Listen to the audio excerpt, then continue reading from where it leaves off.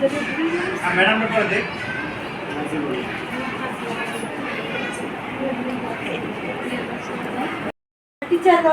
এর সাথে আনন্দিত, যেহেতু প্রত্যেকটা টিচার এই মাদ্রাসার স্যারের তত্ত্বাবধানে চলে।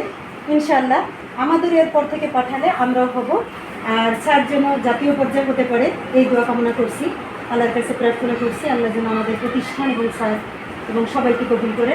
আমি আসসালামু আলাইকুম।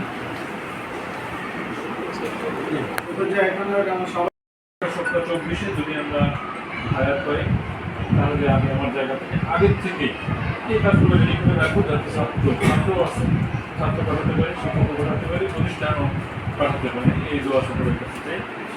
আর আবারও আল্লাহ তাআলার কাছে কৃতজ্ঞতা জানাই।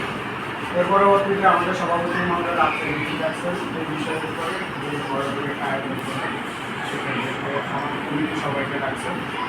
আমরা একটা পূজা আয়োজন করতে চাইতেছি। আয়োজনগুলো এখানে শিক্ষকদের ছাত্র এবং ছাত্রদের পক্ষ থেকে, আর ম্যাডামরা যারা আছেন আপনারা যদি মহিলা শাখার পক্ষ থেকে করে আয়োজন মোটামুটি জিনিসটা আরও পরিষ্কৃত হলো সবাই জানা যায়। প্রতিষ্ঠান যাতে আমরা হতে পারি এই বিষয়ে কাগজপত্র যা যা কিছু আছে জমা দেবেন, এই বলে আমি সংক্ষিপ্ত বক্তব্য শেষ করলাম। সম্মানিত সুক্রিয়া, এই দুটি প্রতিষ্ঠানে আমরা আছি, আমাদের একটু সম্মানের শিক্ষিত বড়, সেই সম্মানের ধারাবাহিকতা এই নারায়ণগঞ্জের মধ্যেই আমরা সীমাবদ্ধ ছিলাম। শ্রেষ্ঠ অধ্যক্ষ হিসাবে আলহামদুলিল্লাহ বিভাগীয় পর্যায়ে আমরা গিয়েছি।